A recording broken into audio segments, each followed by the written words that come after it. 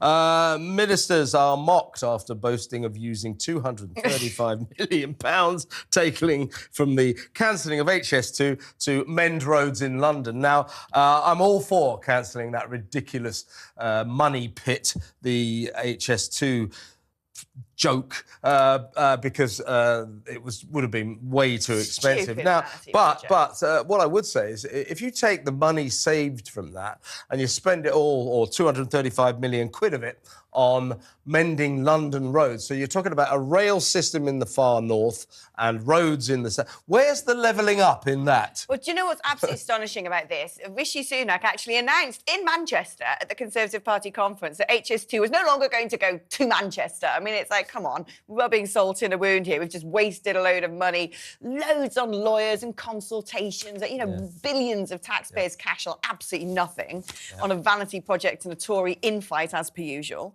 And then he, announces this in Manchester to basically, but instead, don't worry, we're going to do great things with this for you, for the north of England, because basically, if you get beyond the M25, all of a sudden, nothing seems to work properly.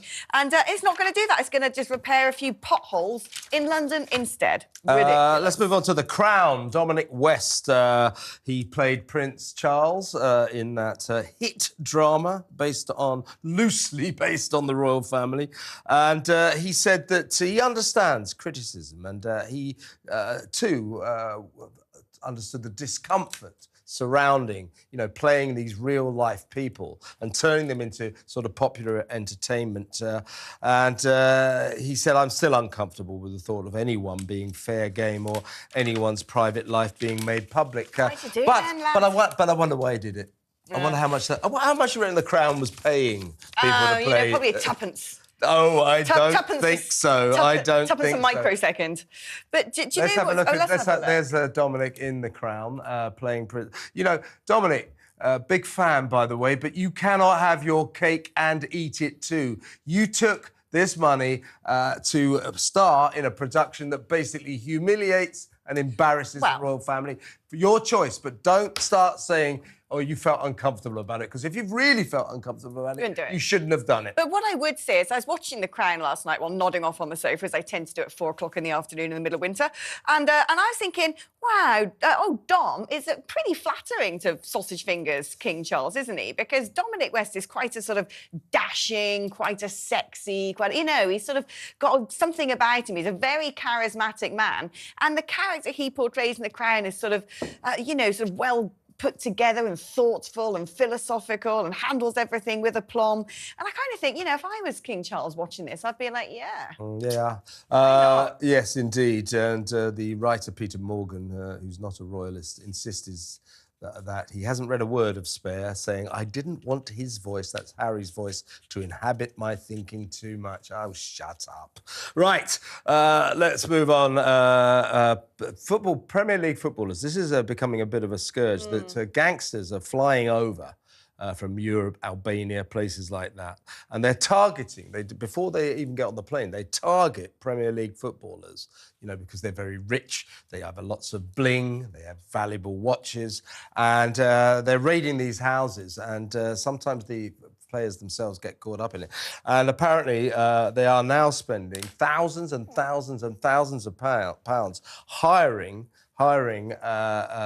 former SAS soldiers to protect them on a round-the-clock basis, because these organised groups, often from Albania... Yeah, I don't think they're flying over. I think they're coming on boats, probably, and in the backs of lorries. Oh, trust me. They fly over and they go straight back. That's what they do. Absolutely shocking. They fly over and go straight back. How did Albania become sort of the land of crime? Yeah, these are... Well, it is, but these are not migrants. These are organised gangs, and that's what they do. They fly in, they do these raids, they're on the next plane back. Well, they're having to install steel-enforced panic rooms at their mansions. I mean, they do they are massively paid, aren't they, footballers, and do live a very, very lovely life and have plenty of luxury items, but they have become Kevin De Bruyne, Kevin De Bruyne, the Man City star, his mansion in Belgium was broken into only on Saturday last year.